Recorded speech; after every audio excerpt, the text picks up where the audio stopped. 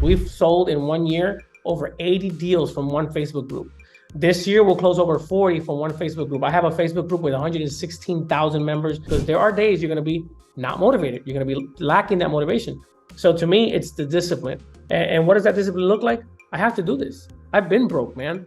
You know, I was raised by a single mother, 3 kids, single mom. I remember, you know, growing up in Avon Park, Florida, which a lot of people have no idea I lived in Florida.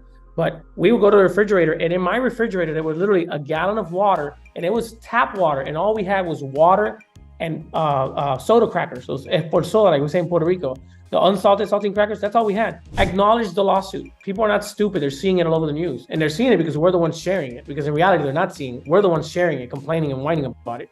But if they know about it, acknowledge it. Bring it up to the bring it up front of the conversation and acknowledge it, and tell them, listen, you have a choice to pay me X%, or we can pay me X%, and then we can also provide or offer X% for a buyer's agent.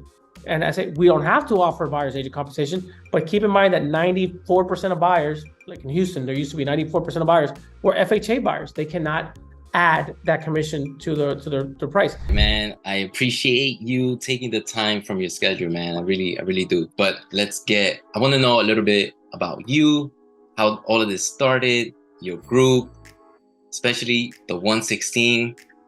It caught my eye. As soon as I saw it, it was just like, where did it come from? Like, that's what I wanted to know, you know? So yeah, let's, you know, the floor is yours. All right. So the name came from, I went to a listing appointment and I was talking to the client, and the client had, well, let me just say this. I'm talking to the client, and I was walking the property and giving him advice on what to do with the property, right? To stage it and get it ready for pictures.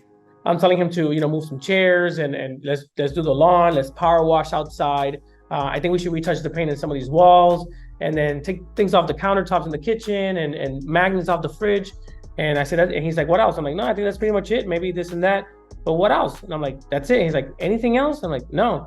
And I'm like, why do you keep asking what else? And he's like, you're the 4th agent that I interviewed today, or maybe not today, but that week or whatever. You're the 4th agent that I interview, and you're the only one that hasn't told me to remove the carpet from the prayer room, because he had one of the bedrooms upstairs was a prayer room, completely a prayer room. This guy, by the way, he practiced Islam. He's a Muslim and practiced Islam, and he's like, and he had like different artifacts and stuff from the religion in the walls in the living room, and at the entrance of the door, he had this thing hanging. And he asked me, he said, how come you didn't tell me to remove that? And I said, well, I mean, it's your religion, it's your belief, and it's your house. When people come to see the property, they're going to see the property, and they have to move past your personal items, because none of that stays with the property anyways. And he's like, you know, every other agent told me to take it off because it's going to offend other people. And I told him, well, you shouldn't be ashamed of your religion. It's your religion. And then he paused and he told me, you know, it's like it says in your Bible. And I'm like, what? And mind you, I am Christian. I was raised Christian, but I've never read the entire Bible. And I'm like, what do you mean? And he's like, yeah, Romans 1:16 says, I am not ashamed of the gospel. And he kept going and told me the whole verse. And I was like, that's pretty cool. So that's where the name 116 Group comes from. Because it comes from me and my drive to be authentic of who I am, you know, and I am a conservative Christian who talks about politics, who talks about my faith, and I'm authentic about it. And I'm unapologetically me. So it just stuck with me. So that's where 116 Group came from. That's amazing, because, you know, a lot of agents, they always trying to mimic, you know, the popular agent, or trying to mimic whoever they influence. But being genuine on what you are is what really gonna match you up with those agents. I mean, with those sellers and buyers, right? Right. So how many years you been on the industry? 10 years. 10 years, 1 month and 5 days. Oh, okay. So if we were to say, like, if you were to correct some mistakes, right, that you've done, or errors that you would take back, what would be one of those, at least mention us 2 that you would want to correct? Oh man, I know we talked about this before, but if I really dig in, number 1, I would set the standards up front, set my standards. It took me a couple years to set my standards. Like, I don't work Saturdays. I don't answer my phone or do any work after 7 p.m. I don't do appointments after 7. And on Sundays, I do work, but I work by appointment only. So even though Saturdays, I don't do anything related to work, on Sundays, I don't do a lot either, because I only go on the appointments I set up until that Friday. So if it's Friday night at 10 o'clock and I don't have anything on my calendar on Sunday, then I just got the whole weekend off because I'm not going to do anything that Sunday either. I don't even answer phone calls on Sundays. I only go on appointments. So what does that mean? That by Friday I have to have set my open houses, my showings, my listing appointments. That's the only thing I'm doing on Sundays, whatever I already had set the week before. So number one, I think would be standards. Number two, and we talked about this before and I'm blanking out. Number two, what I would do different, I would start with content, right? If I was to start right now and I would to restart my business in 2023, instead of trying to figure out expired phone calls, instead of trying to figure out FISBOs and what systems, I would grab my phone, I would create content every single day on videos around education, education, like buyers, I'm a big fan of the top 5 and I love top 5 videos, like top 5 questions to ask your realtor before you hire them. Top 5 upgrades you can make to your house that are, low budget upgrades that make a big difference. Top 5 neighborhoods in the area. Top 5 reasons to hire a realtor. Top 5 reasons not to hire a realtor. Top 5 questions to ask your buyer's agent. Top 5 things to look at in your inspection. So I love those videos. People love that. And it's an amazing way to do it because I can do a 5-minute video, taking 1 minute for each subject. And I know I'm kind of deviating a little bit, but this is a hint. So you make a 5-minute video with the top 5, and then you take about a minute of each. But between each point, you take a little bit of gap, like a breather, so you can cut it into 5 different videos. So now you have a 5-minute video, and now you have 5 1-minute videos that you can put in shorts and reels and YouTube and stuff. So number 1 is the standards. Number 2 would be the content. Number 3 is I would build a Facebook group from day 1. I would find my niche. I would build a Facebook group because my business runs on Facebook groups. We've sold in 1 year over 80 deals from one Facebook group. This year, we'll close over 40 from one Facebook group. I have a Facebook group with 116,000 members. I have another one with 29,000 members, another one with 13,000 members, all consumers. And then I have one with over 3,500 realtors also. So to me, Facebook groups are bread and butter. So standards, content, Facebook groups. That's awesome. And if whoever agent is watching this right now, you just gave them like 5 different topics to do. Like, just write your notes and go and do it. And it doesn't matter. I think a lot of agents forget, like, oh, somebody else, like, oh, Dany did it, or Eli did it, Carlos did it. No, man, just do it because you're gonna attract somebody else, So there's wealth for everybody. And sometimes agents get stuck on that just because he did it, I'm not gonna do it no more. Well, you asked me earlier, how did I get started in this? And I'm like, if you hear my story and you don't get inspired on where to be, like I walked, 3 weeks ago, I walked the stage and received an award for top gross commission income team in EXP Global. This is a company with 90,000 agents. And, I didn't come from this. I didn't know any of this. 10 years ago, when I started, I was delivering lunch in Houston, Texas. I was literally driving 45 minutes to pick up lunch, cater lunch, and delivering it to the medical offices in Houston. That's what I did for $25 a pop. If I had 1 delivery, it was $25. No deliveries, I had no money. 3 deliveries, $75. That's how I started. It just so happens that the owner of that company was also a broker with a small little, he was an independent broker all by himself. He had no agents, and he was looking for an assistant. So he hired me as his assistant. So now I was doing 2 things for him. But that's how I got started. So if somebody and I'm a guy that had just moved less than a year before, I had just moved to Houston. I was new to Texas, new to Houston, had no real estate experience. I had my license in Puerto Rico from years ago, but never used it. So no experience, no sphere of influence, nothing, right? And if I could do that from delivering lunch, making $20-something thousand a year to where I am today and what I've been able to build with the help of a lot of people, I didn't do this by myself, but anybody can do this, man. I hear people in Houston all the time saying, oh, things are hard in Houston. I'm like, what?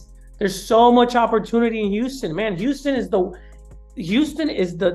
spot, man. It is the place, the hub to thrive.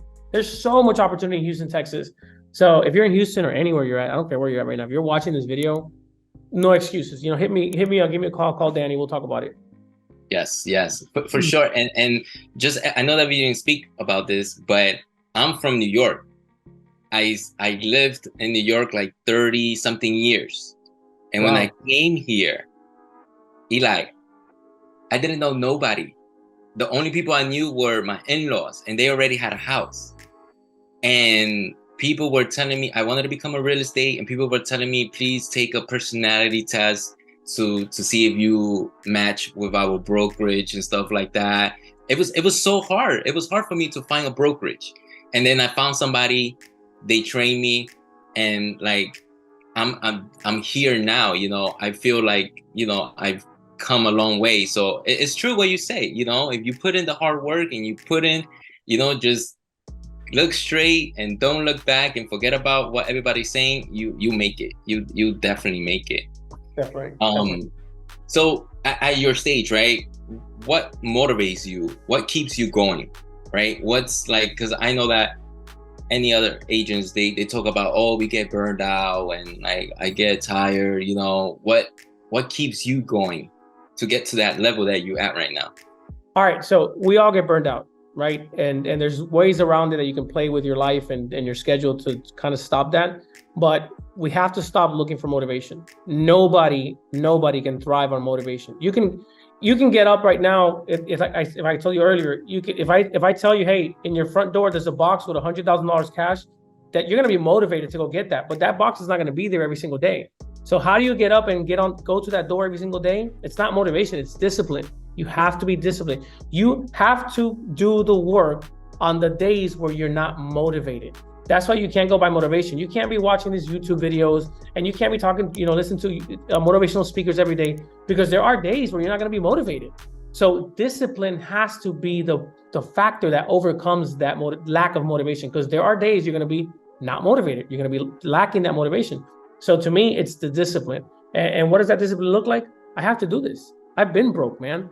You know, I was raised by a single mother, 3 kids, single mom. I remember, you know, growing up in Avon Park, Florida, which a lot of people have no idea I lived in Florida, but we would go to the refrigerator, and in my refrigerator, there was literally a gallon of water, and it was tap water, and all we had was water and soda crackers, those por soda, like we say in Puerto Rico, the unsalted saltine crackers. That's all we had. I didn't know as a child. I reflected as an adult later on that I didn't realize that the reason why we visited my aunt and Tío Mario and Ana, my aunt and uncle, why we visited them almost every single day, it was always around 5 or 6 o'clock. And it just so happens that we would get there as my aunt was cooking. We would do something quick and my mother said, okay, I gotta go. And my aunt would always say, no, just stay for dinner. It was like, dude, I wanna cry just thinking about this. I look back as an adult now and I realize that my mother did that because we didn't have food. Dude, it kills me inside. I'm like, as a kid, I just thought we just loved visiting my uncle and aunt. Like, no, dude, it was my mother took us to her house, and my aunt and uncle knew it. They're not stupid. Of course they knew it, but yeah. And I hope my mother didn't watch this video, because my mother, I don't want her to think that, you know, I love that about my mom, by the way. If my mom watches this, that's amazing to me that she was so resourceful and she found a way, and she, you know, we didn't go through public housing, you know, no offense to anybody who did, but my mother did things to make sure that we didn't go through certain things. So props to my mother. She's the reason I was on that stage a couple weeks ago. So yeah, I don't know. I got deviant. I got emotional. So my bad. Nah, man, let it out, man. Let it out. No, but yeah, we all have a story, man. We all have a story how we get, especially realtors, like, you know, there's always a journey, you know, because we think because they driving Mercedes or they showing up things, it's easy, you know, but no, it's you got to put in the work so you could get where you want to be. This is hey, if I have a piece of advice for any realtor out there, is don't drive the Mercedes, man. Number 1 team in EXP Global, and this is the key to my car. It's not even a smart key. It's not even a smart key, okay? So it's, why you like Toyota so much? I love Toyotas, man. I am a Toyota guy. I in Puerto Rico, I have a Toyota Corolla. In Florida, I have a Toyota 4Runner TRD Pro, my baby. It's Toyota doesn't die, man. It's just that's the car. It's a culture thing. Puerto Rico people love Toyota. Toyota's the #1 selling car in Puerto Rico. Wow. But yeah, man, I had a Lexus. I had a Lexus for a couple of years, and I'm like, it wasn't my thing. I bought it for a certain price. By the time I got rid of it, it was worth less than half of what I paid for it. I'm like, this is a depreciating asset. I see a bunch of agents like buy Land Rovers. They'll pay 120 grand for a Land Rover, and then you see that same Land Rover, you know, 3 years later with 60,000 miles or whatever, 40, and they're worth $60,000 or $50,000. I'm like, you just lost $60,000. You just threw away. You know what I can do with $60,000? Do you know how much money I can turn? How much I can turn $60,000 into with even a property? You buy a $250,000 house with 60 grand and you're renting it. There's your passive income, right? So like Grant Cardone says, his wife asked him for a Land Rover, and he's like, you'll have a Land Rover as soon as our passive income can pay for it. but your active income should not afford you luxuries. Your active income is for food, shelter, and whatever else, your necessities. But if you want a nice car, if you want a nice vacation, if you want nice jewelry, if you want nice clothing, your passive income. If you start living thinking that the luxuries are paid and funded by passive income, it'll change your life. My wife and I, we don't have luxuries, man. When our passive income pays for our vacations and our hotel nights, because we're building an empire, bro. We just bought another property 2 weeks ago. We're building an empire. My great grandchildren will be born wealthy because of me. Amen to that. That's awesome. That's awesome. Yeah, that's cool. Let me ask you this: with everything that is happening with the courts, with NAR getting sued and losing the suit, and with another lawsuit coming up next year, what are your thoughts? What do you think is gonna happen, and what agents should be doing, to deal with this? Number one, controversial opinion, I actually agree with the results of the lawsuit. I don't agree with the lawsuit because I think sellers, it's just ambulance chasing lawyers, because these sellers knew what they signed. They knew what they signed. But this is our fault. This is our fault when we, as agents, we would say all over social media, hey, buyers, you work with me, it's free for you. It's never been free for them. The buyer is the one that pays the commission anyways. It's never been free, because if the listing agent doesn't pay or the seller doesn't pay, somebody has to pay. Nobody's working for free. So it's always been a lie. So I agree with the result of the lawsuit. I don't agree with the lawsuit itself. And in Puerto Rico, we've always worked this way. Cooperation is not a thing in Puerto Rico for a lot of people.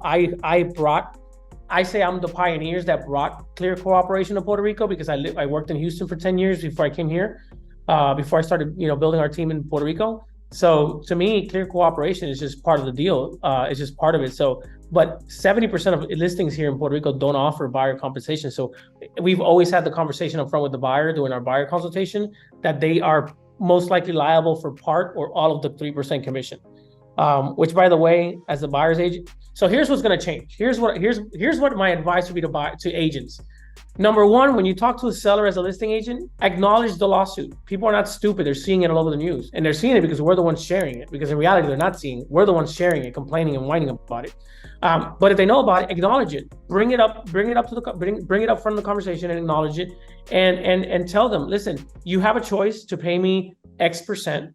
Or we can pay me X%, and then we can also provide or offer X% for a buyer's agent. And I say we don't have to offer a buyer's agent compensation, but keep in mind that 94% of buyers, like in Houston, there used to be 94% of buyers were FHA buyers. They cannot add that commission to the price. And keep in mind that 100% of veteran buyers, VA buyers, cannot pay a commission. It's not an option in the loan. So you got to keep that in mind. If we want, we're competing now with higher inventory levels. So now we're competing with 10 houses. You're not alone anymore. So if the other 9 houses are providing 3%, 2%, 5%, 6% bonuses for the buyer's agent, and we're not providing anything, then that buyer, not the buyer's agent, the buyer is going to avoid coming here, because then they would have to pay the agent themselves. So let's have that conversation with the sellers up front. And with buyers, let's have a conversation before you show them a house. When somebody calls you and I want to see this house, don't go to the house. Invite them to a Zoom call or in-person meeting in your office. If you're with EXP, you got to do it through Zoom anyways, because that's the best way to do it, virtual. Have a virtual Zoom with them, have a buyer consultation, and explain that they are most likely liable for part or the entire commission that you are charging for and know your value. How much are you going to charge? And stick to it, right? Don't change it stick to it. That's your norm. That's your business. That's how you stay profitable. And those are the conversations. It's just, it's just transparency, man, and setting the expectations up front with people. Yeah, that's very good. Yeah, because if you try to hide it and they see you like shaking and panicking, then they're not gonna feel very comfortable with you at the same time. So let me ask you this: if you were to start all over, right, with everything that you know right now, right? If you were to start all over, let's take everything away. What will be, as an agent, what will be the activities that you will start hammering every day? Knowing what I know now, starting today, yes, I would join every community Facebook group that I can that has 3,000 or more people in my local community. Hyper-local as I can be. I would join every group there, and I would build my edge rank, or my popularity, I guess is the way to say it, in those groups, not by posting, but by replying and responding to everybody. If somebody's talking about buying a house, I'm there. If somebody's talking about, I ate cake Great. Who baked it? If somebody said, I went to this restaurant, it was great. Great. What did you love about it? What do you recommend? What should I ask for? Was there a server there that you recommend, a waiter or waitress? I hated the restaurant. What didn't you like about it? Was it the experience? Was it the food? Is there another restaurant with the same type of food that you like? And start building that reputation as the person who's always engaged. Engage people. Build that. Eventually, I would then build my own group, my own niche group, once I knew what people are expecting in the community. I wouldn't just build it. I would first build my reputation in other groups. And then as I want to start marketing in those groups and I'm not allowed by admins, then it's my turn to build my group. And then I have a following of people that are going to come with me to my new group, right? So that's what, and you can also buy groups. I actually bought a group. I bought a group from a lady who had a group with like 30,000 people. I bought it and we're at 116,000 people now. So you can also buy groups. So my first one would be to build a group. Before that, this is controversial, but I would start with EXP. I would join EXP the day, you know, I would call Dany and say, Dany, I see what you're doing at EXP. I want to join EXP. Let's do this. And I would start at EXP and take full advantage and plug in. And that's another thing too. No matter what brokers you get, I don't care if you go to Remax or Keller Williams or Compass or EXP, wherever you go, plug in, right? And that's the biggest one, that people will leave brokerages and say, oh, you know, grass is greener on this side. And it's because they never plugged in. And then number 3, or whatever number I'm in, I would set my standards, like from day one. Instead of working till midnight sometimes, I would set my standards. I work from 9 to 7 o'clock. I don't work Saturdays, Sundays by appointment only. I don't drive out more than an hour. I don't work with buyers under a certain amount. I don't work with sellers under a certain amount or over a certain amount. I actually have a cap. I do not list properties over a certain amount. I don't deal with them. I don't like luxury homes. I don't like ultra luxury. I don't deal with it. And I just don't do it. Like if somebody calls me right now and say, hey, I have a $7 million property in Houston I want to sell, I would probably turn it down and just refer it to Dany or somebody else. Okay. Has that happened though? It has. I have actually referred out business in numbers that I don't care about. I'm not a luxury agent. I don't know the luxury game. I don't want to be involved in the luxury game. I don't want to have those conversations. I have a really good friend of mine.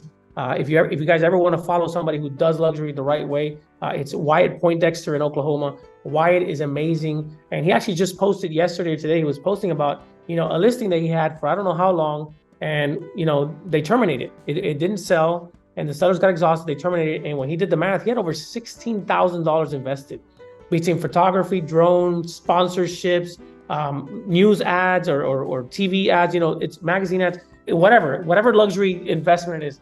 And I'm like, Wyatt's the guy. That's what he does. He only does luxury. And he makes a lot more money than I do, selling a lot less houses than I have to sell. But that's his jam. So stick to, you know, I guess the point number 4 that I would do different is I would really nail down my niche. Who do I want to work with? You cannot serve 100% of the market. If you look at one of the biggest teams in Houston is the Loken Group, and they sell thousands of houses every year. And you know their market share in Houston is like less than 2%. That's how much business runs in Houston. Their market share is like 3% or something. And you would think they sell every other house in Houston. No, they have like 3% market share. So if the Loken Group, who sells thousands of homes, invests thousands upon thousands in marketing, and they have like 30 or 40 agents, if they only have a 3% market share, what the hell makes you think that you have to appease and appeal to everybody when you're never going to sell everybody's house? Right. So be authentic, be yourself, find your niche, find your avatar client, and really hone down on it. And be unapologetically yourself so you can attract your tribe. That's what I would do different if I was to start today. Yeah, that's awesome. Yeah, man, that's really, really good information, you know, because as agents, new agents that are going 5-6 years, they want to cover everything. Like you want to do everything. You know, you want to do the luxury, you want to help those with the down payment assistance, you know, you want to help everybody. But then at the same time, you're right, you're burning yourself, and then you lose control of what you really need to focus on. No, what happens is, and you know, I'm not trying to offend anybody, especially any consumer, but you know, it's happened to me. I'm kind of that guy in Puerto Rico that I say yes to everybody. Yesterday, I had a listing appointment for a property that appraised $130,000. The seller wants $175,000, and I'm like, it's not going to happen. Like all your neighbors sold for $120,000, $130,000, $120,000, $130,000, $140,000. It's not going to sell for $140,000, and I'm like. And he's like, well, can you come see it and give me your opinion in person? Because you're only going by comps. I'm like, well, that's what matters is comps. But you haven't seen my house, you know, because they have the best house. but I've seen pictures and I even saw a video. Yeah, but you have to see it in person. I'm like, okay, let me go see it. And as I'm getting in my car to go over there, I'm like, I'm wasting my time. It's a 40-minute drive to go see this house. I'm going to spend 30 minutes there, 40 minutes back. And I'm like, that's 2 hours.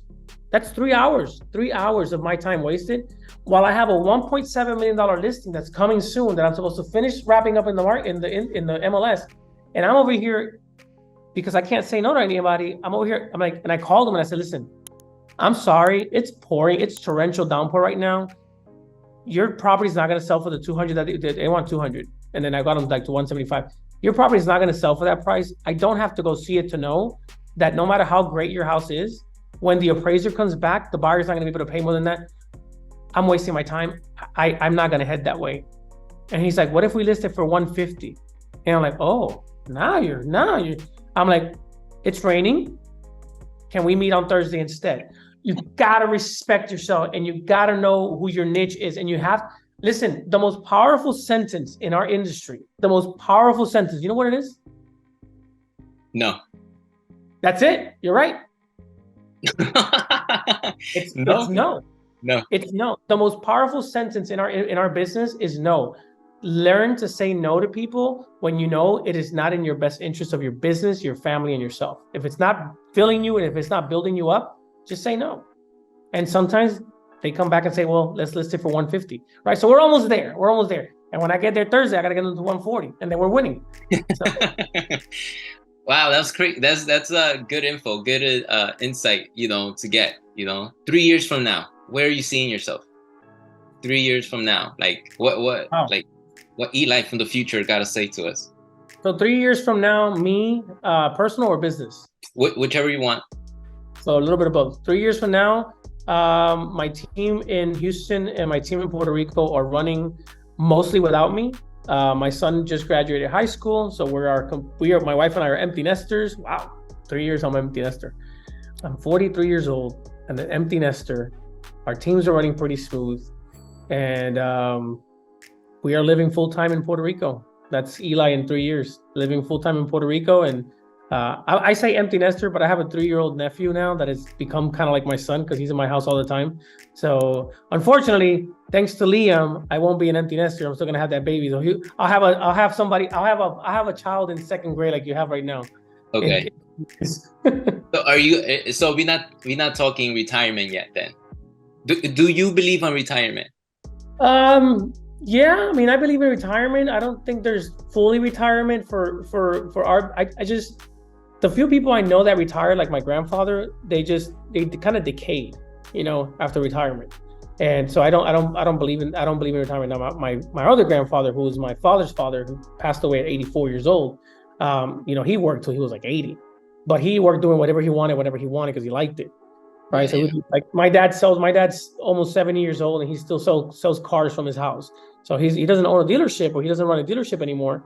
But he still does some work. Right. So I don't think retirement is ever in my plans.